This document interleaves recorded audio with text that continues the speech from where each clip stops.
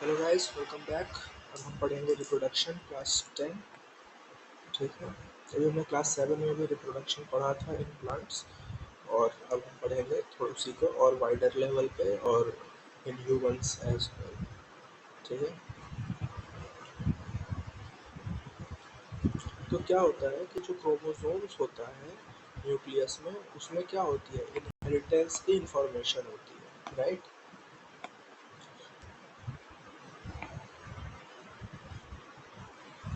Information होती है inheritance की। ठीक है। और यही इंफॉर्मेशन पेरेंट्स से नेक्स्ट जनरेशन ट्रांसफर की जाती है। ओके।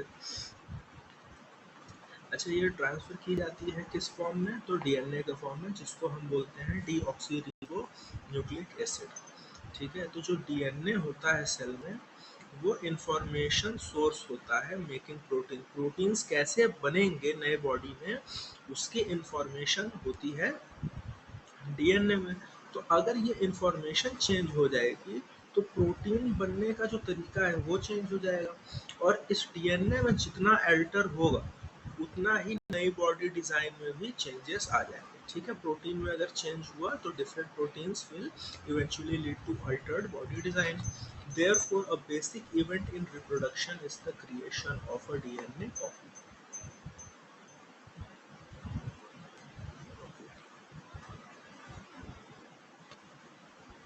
ठीक है। The importance of variation. ठीक है। तो जो नए कॉपीज बन रहे हैं वो एग्जैक्ट सेम अगर बनेंगे तो वो हेल्पफुल नहीं है। ठीक है। क्यों हेल्पफुल नहीं है? क्योंकि सारे ही अगर एक कैरेक्टरिस्टिक्स के नई बॉडीज बनेगी, और अगर मान लो कभी भी कुछ चेंजेस होते हैं एटमॉस्फेयर में due to some temperature variations, or maybe some asteroid hits the earth, and it can be anything, right? तो उस समय अगर सारे स्पीशीज एक ही कैरेक्टरिस्टिक के होंगे, तो अगर एक वुलनरेबल होगा तो सारी पूरी की पूरी स्पेसीज वुलनरेबल हो जाएगी। लेकिन अगर ये सारे X Y Z different characteristic लेके अगर फॉर्म होंगे तो हो सकता है कि दो लोग न भी सरवाइव कर पाए, लेकिन जो बचेंगे वो आगे रिप्रोड्यूस करके सरवाइव कर सकते हैं। इस वजह से जो वेरिएशन होता है उसका बहुत ही ज़्यादा महत्व होता है। ठीक है। अब हम देखते हैं modes of reproduction used by single organisms. तो जो सिंगल ऑर्गेनिजम्स होते हैं वो कौन से मोड ऑफ रिप्रोडक्शन को यूज कर रहे थे? ठीक है। तो पहला होता है फिजन। यूनिसेल्युलर ऑर्गेनिजम्स में होता है, जैसे बैक्टीरिया और प्रोटोजोआ में। ठीक है। अमीबा भी करता है। इसमें क्या होता है कि फिजन होता है, ये अपने आप को ही तोड़ के दो नए सेल्स बना लेता है। ठीक है। इसी को या तो सेल डिवीजन बोल देते हैं या हम क्या बोलते हैं, फिजन बोल देते हैं। ठीक है। दूसरा एग्जाम्पल होता है लिशमेनिया, जो कि whip like structure. Whip means Hunter होता है ना, जो सर्कस में यूज करते हैं, तो विप हंटर को क्या बोलते हैं, उसको भी विप बोलते हैं। तो इनका भी देखो ये विप लाइक स्ट्रक्चर है कि नहीं, ये विप लाइक स्ट्रक्चर है और लिशमेनिया में होता है। इसी के वजह से काला आजार नाम की बीमारी होती है। ठीक है। ये भी फिजन के थ्रू अपने आप को देखो, अपने आप को दो नए पार्ट में इन्होंने तोड़ लिया। उसी तरह जो मलेरिया के जो पैरासाइट्स होते हैं, प्लाज्मोडियम, वो भी क्या करता है कि एक ही समय पे बहुत ढेर सारे डॉटर सेल्स में खुद को डिवाइड कर लेता है। इसको हम बोलते हैं मल्टीपल फिशन। ठीक है। उसी जगह एक और यूनिसेल्युलर ऑर्गेनिज्म जिसको हम कहते हैं यीस्ट। यीस्ट क्या होता है, वो बडिंग के थ्रू सेपरेट होता है और नए इंडिविजुअल्स फॉर्म करता है। ठीक है। मतलब यीस्ट में पहले एक स्मॉल बड डेवलप होगा और वो धीरे धीरे बड़ा होके डिटैच होके एक फुल फ्लेजेड यीस्ट में बदल जाएगा। उसके बाद हम पढ़ते हैं फ्रेगमेंटेशन। ठीक है। फ्रेगमेंटेशन एल्गी में होता है, जिसको हम स्पाइरोगाइरा भी बोल देते हैं। ठीक है। Fragmentation mostly simple body organisation वाले ऑर्गेनिजम्स में होता है। ठीक है। इसमें क्या होता है कि जो ऑर्गेनिजम्स होते हैं वो simply breaks up into smaller pieces upon maturation.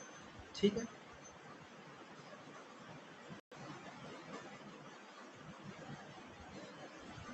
ये मल्टी सेलुलर ऑर्गेनिजम्स में होता है। वही तो डिफरेंस क्या था, अगर यहाँ पे भी टूट के दो पार्ट्स में रिप्रोड्यूस कर रहे हैं तो फिर इसको हम फिर फिजन ही क्यों नहीं बोले? इसलिए नहीं बोले कि फिजन जो थे वो यूनिसेल्युलर ऑर्गेनिजम्स के लिए था, और यहाँ पे मल्टी सेलुलर ऑर्गेनिजम्स में फ्रेगमेंटेशन यूज होता है। उसके बाद हम देखते हैं रीजनरेशन। रीजनरेशन को हम रिप्रोडक्शन से कंफ्यूज नहीं करेंगे, लेकिन देखते हैं क्या है। ठीक है, many fully differentiated organisms have the ability to give rise to new individual organisms from their body parts. अपने ही बॉडी पार्ट से वो नए इंडिविजुअल्स को रिप्रोड्यूस कर लेते हैं। ठीक है, that is if the individual is somehow cut or broken up into many pieces, many of these pieces grow into separate individuals। ठीक है, मतलब कि अगर किसी एक ऑर्गेनिज्म को दो तीन हिस्सों में अगर हम काट भी दें तो हर एक हिस्सा अपने आप को कंप्लीट करके एक नया इंडिविजुअल बना लेता है। इसी को हम बोलते हैं रीजनरेशन। ठीक है, रीजनरेशन होता किन ऑर्गेनिजम्स में है? तो simple animals like hydra and Planaria. ठीक है, इसको कितने भी नंबर ऑफ पीसेस में कट कर दो, हर पीस एक कंप्लीट ऑर्गेनिज्म बन जाता है, और ये हो पाता है स्पेशलाइज्ड सेल्स के थ्रू। ठीक है, जैसे यहाँ देखो, ये प्लानेरिया है, इसको हमने तीन हिस्सों में काट दिया और हर हिस्सा अपने रिमेनिंग पोर्शन जो इसके पास नहीं था उसने ग्रो कर लिया और तीन नए इंडिविजुअल्स फॉर्म। ठीक है, regeneration is not same as reproduction. ठीक है, अब हम देखते हैं बर्डिंग क्या होता है। ठीक है, तो organism such as hydra use regenerative cells. ठीक है, तो क्या होता है कि जो हाइड्रा होता है वो रीजनरेटिव सेल्स को यूज करता है और नए इंडिविजुअल्स फॉर्म कर लेता है। कैसे? इसमें बड डेवलप होता है। ठीक है, और बड क्यों डेवलप होता है? Due to repeated cell division एक स्पेसिफिक साइट पे। ठीक है, और यही बड्स जो होते हैं वो टीनी इंडिविजुअल्स में कन्वर्ट हो जाते हैं जब मैच्योर होके डिटैच हो जाते हैं पेरेंट बॉडी से और नए इंडिपेंडेंट इंडिविजुअल बन जाते हैं। फिर हम पढ़ते हैं वेजिटेटिव प्रोपागेशन, ये हमने क्लास 7 में भी पढ़ा था। ठीक है, कि there are many plants in which parts like the root, stem, leaves develop into new plant under appropriate conditions। ठीक है, जैसे शुगर केन। ठीक है, ये अपने स्टेम से बन जाते हैं। Roses, grapes. ठीक है, plant raised by vegetative propagation can bear flowers and fruits earlier than those produced from seeds, ये क्लास 7 में भी हमने देखा था। ठीक है, इसी वजह से plants such as banana, orange, rose and jasmine have lost the capacity to produce seeds। क्योंकि अब बनाना, ऑरेंज, रोज और जैस्मिन ये लोग अब सीड्स प्रोड्यूस ही नहीं करते, क्योंकि इनका मोस्टली जो रिप्रोडक्शन हो रहा है वो वेजिटेटिव प्रोपागेशन के थ्रू ही हो जाता है, कि with time they have lost their ability to produce seeds. ठीक है,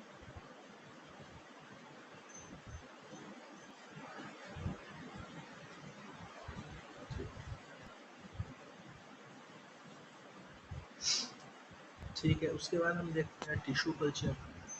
टिश्यू कल्चर में क्या होता है कि new plants are grown by removing tissue और separating cells from the growing tip of it. ठीक है, तो जैसे जो भी प्लांट अभी ग्रो कर रहा है तो उसके ग्रोइंग टिप से हम या तो टिश्यू रिमूव कर लेते हैं या सेल्स को सेपरेट कर लेते हैं।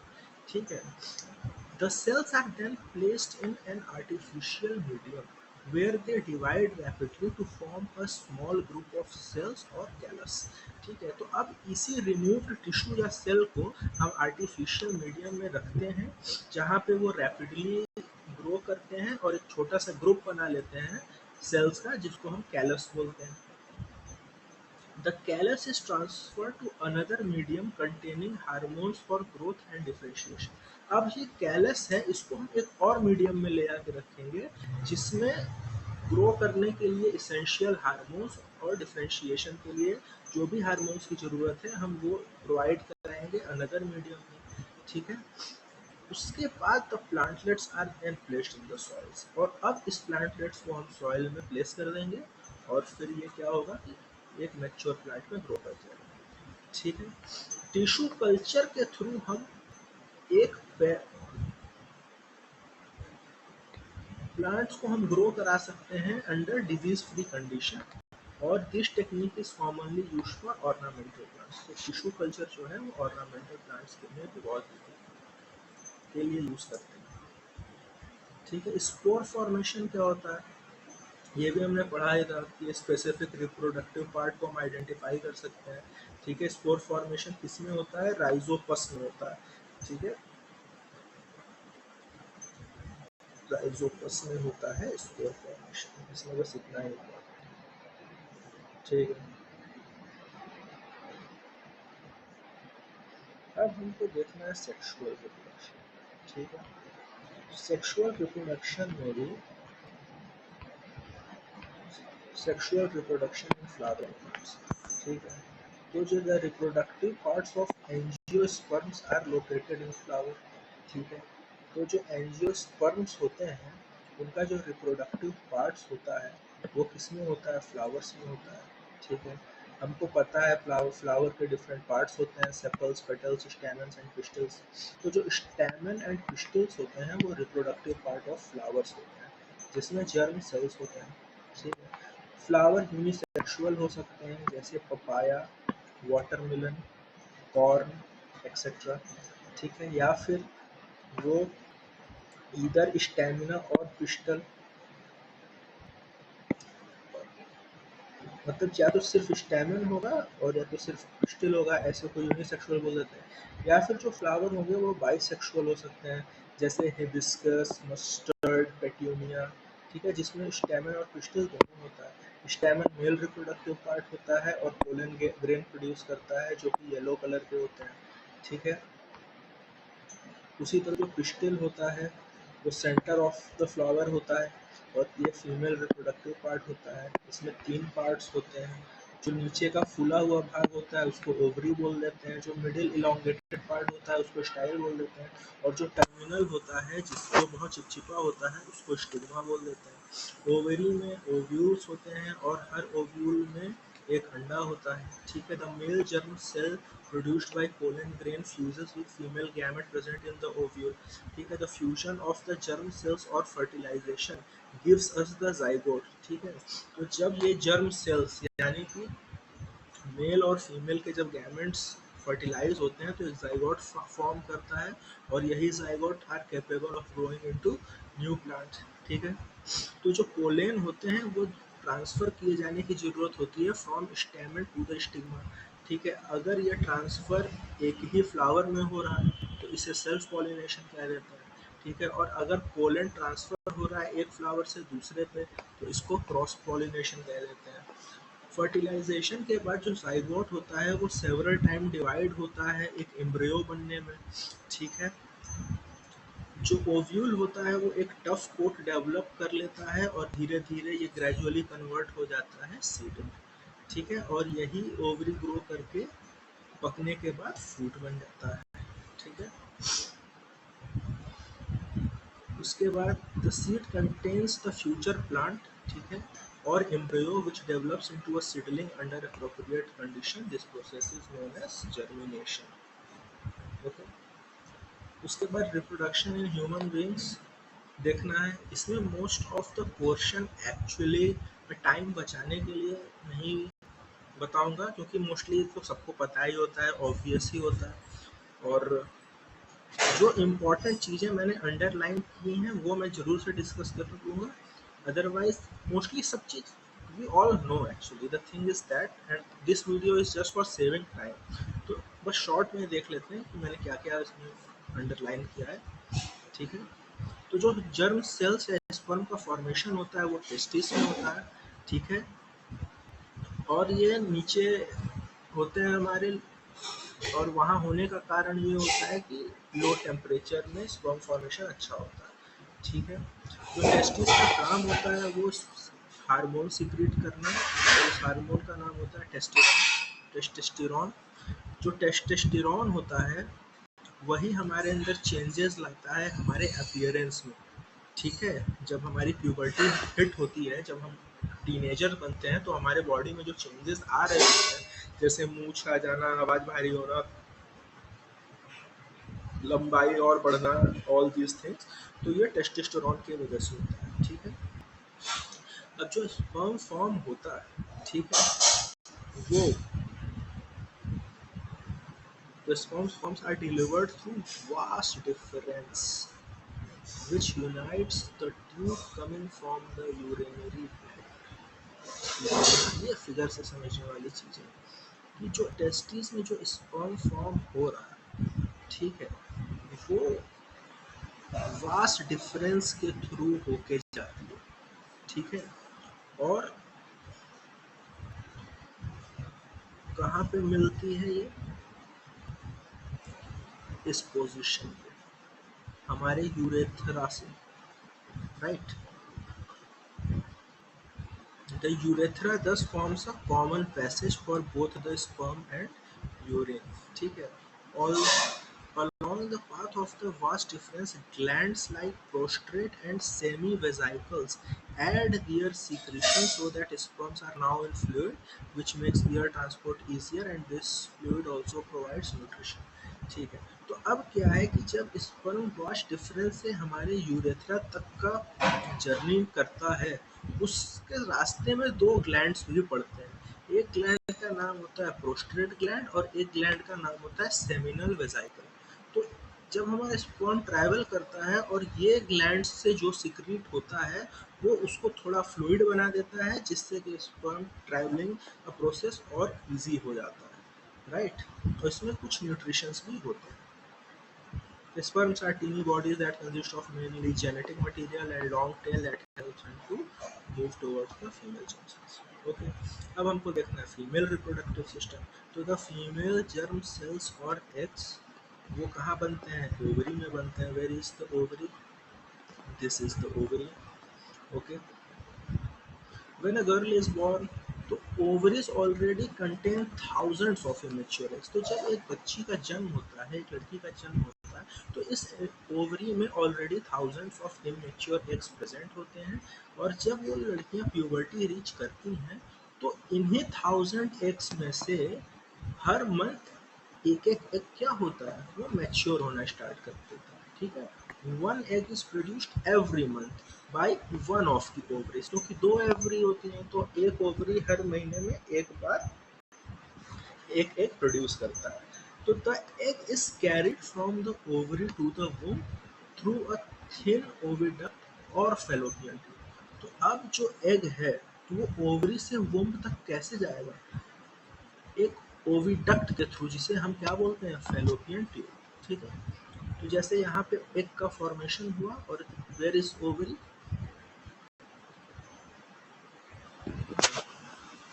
Just a minute. To the womb, yes. So this portion is the womb। Okay, तो ये जो ओवरी का जो एग है, वो वुम्ब तक कैसे पहुंचता है? इस डायरेक्शन में पहुंचता है, ओविडक्ट या फेलोपियन ट्यूब के थ्रू। ठीक है, अब उसके बाद हम देखते हैं कि द टू ओविडक्ट्स या दो fallopian tube unite into an elastic bag like structure known as uterus. ठीक है, और यूटेरस जो होता है, वो opens into the vagina through the cervix. ठीक है, this is cervix, this is vagina and this is uterus. Of course we all know. So the sperm enter through the vaginal passage during, we all know, the fertilized egg जो होता है, जो zygote होता है, वो start करता है dividing and form an embryo या ball of cells। यही embryo जो होता है, वो क्या होता है? यूट्रस में इम्प्लांट हो जाता है, जहाँ पे वो बढ़ता रहता है और धीरे धीरे एक शिशु में कन्वर्ट हो जाता है। ठीक है, तो क्या होता है कि ये तो प्रोसेस हो गया रिप्रोडक्शन का, कि स्पर्म वेजाइना से होते हुए अंदर आता है, और वो ओवरी में रखे एग से फर्टिलाइज होता है, और वो कहाँ चला जाता है फर्टिलाइज होके? वुम्ब में, और वहाँ पे वो धीरे धीरे बड़ा होने लगता है। ठीक है, और शिशु में कन्वर्ट हो जाता है। लेकिन क्या हो अगर ओवरी में रखे इस एग को स्पर्म के थ्रू स्पर्म ही ना मिले और वो फर्टिलाइज ही ना हो तो, क्योंकि एग तो हर मंथ ही फॉर्म हो रहे हैं, ठीक है। तो यूटेरस तो जो होता है वो प्रिपेयर करता है हर महीने to receive and nurture the growing embryo. तो अब क्योंकि वो अपने आप को प्रिपेयर कर रहा है, तो जो यूटेरस होता है उसकी जो लाइनिंग होती है वो थिक हो जाती है, वहाँ पे ज़्यादा ब्लड की सप्लाई हो जाती है, ताकि वहाँ पे जो एम्ब्रियो बनेगा उसको वो अच्छे से नरिश कर सके, ठीक है। The embryo gets nutrition from mother's blood, ठीक है, with the help of a special tissue called placenta. तो प्लासेंटा एक ऐसा टिश्यू है जो कि न्यूट्रिशन प्रोवाइड कराता है एम्ब्रियो को, ठीक है, थ्रू ब्लड, ठीक है। This is a disc which is embedded in the uterine wall, ठीक है। It contains villi on the embryo side of the tissue, ठीक है। ये प्रोवाइड कराता है large surface area for glucose and oxygen to pass from mother to embryo. The developing embryo will also generate waste substance which can be removed by transferring them into mother's blood through placenta. Okay. So what happens when the egg is not fertilized? So it lives for about 1 day. Since the ovary releases one egg every month, the uterus also prepare itself every month to receive a fertilized egg. तो lining जो होती है thick और spongy हो जाती है।